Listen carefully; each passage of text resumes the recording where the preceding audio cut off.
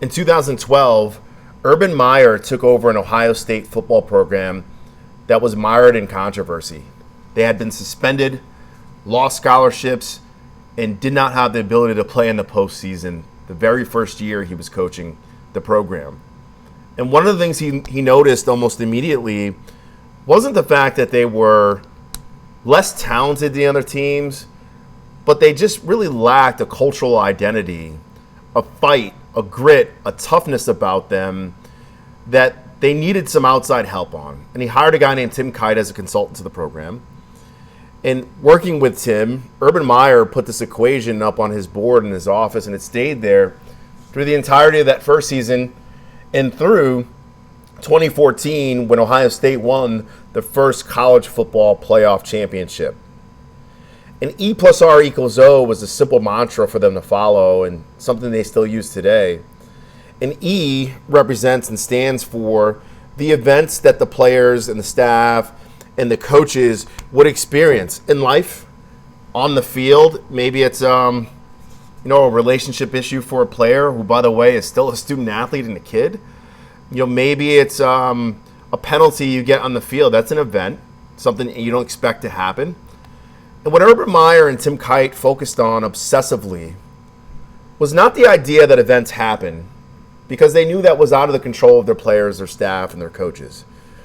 But what they knew they could control is how they responded to the events that happened in their lives or on the field.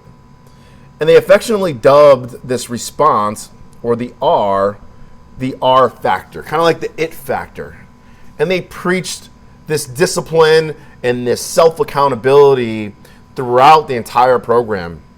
And what they explained to the players and the staff and the coaches was that we have to draw a line in the sand. And there are R factors and responses that are below that line in the sand, and there are responses that are above the line.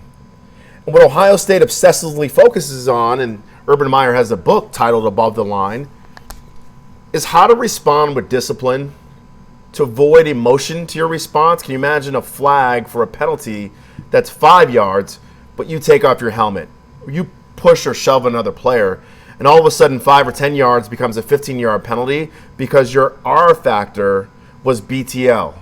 It was emotional, it was undisciplined.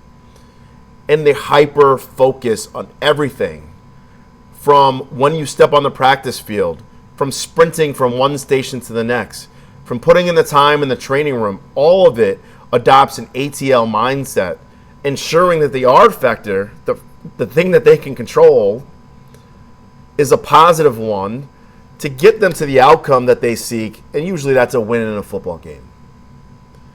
Clearly you can see that above-the-line response to events don't necessarily have to be related to football. It could be about business.